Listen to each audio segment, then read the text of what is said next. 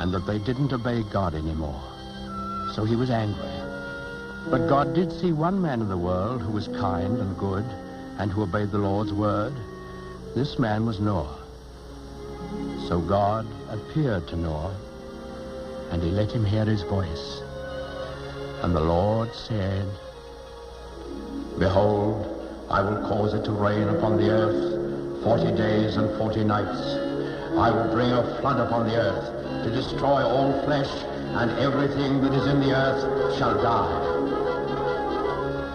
But God told Noah to build an ark and to take 2 of every animal in it with him to keep alive during the storm.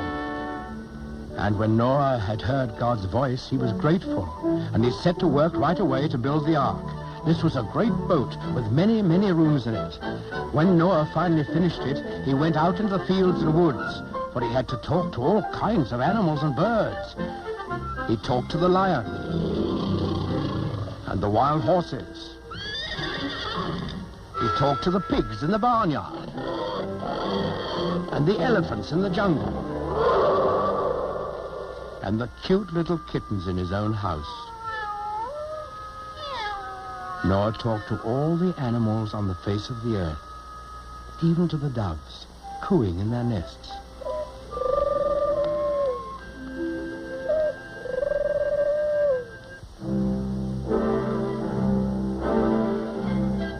And Noah picked a mother and a father of each kind of animal and bird, and he told them to come to the ark. Well, when they were all gathered there, you can imagine what kind of a noisy crowd poor Noah had on his hands.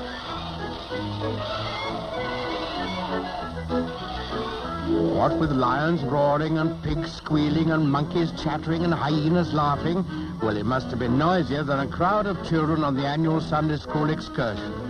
But Noah was wise and gentle, and he understood about animals, so he got them lined up in a long row, 2 by 2, and then he started them up and into the ark through the big door in the side. The bees were the last to go in, because bees have a stinger in their tails, and no animal wanted to get in line behind them. Noah stored food in the boat, and then saw that his wife and his sons and their wives were safely inside. Then he shut the big door behind him, and he bolted it so that no one could get in or out. Then there was a flash of lightning, and the thunder roared as it never had before. Big black clouds hid the sun so that it was almost as dark as night. And out of those clouds came the greatest rain the world has ever known. It lasted for 40 days and 40 nights, as God had promised Noah. All the land was covered with water, and not a house or a living thing remained anywhere.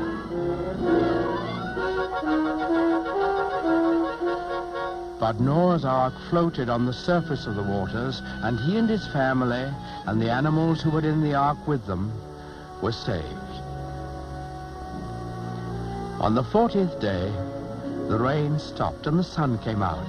The waters that had covered the earth began to flow back into the oceans and the rivers, and the ark came to rest on the peak of a mountain.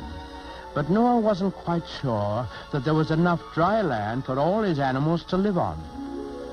So he took one of the doves and let it fly out of the window. In a little while, it came back, and in its beak, the dove carried the branch of an olive tree. Noah knew that this must be a sign from God that he had restored quiet and peace to the world.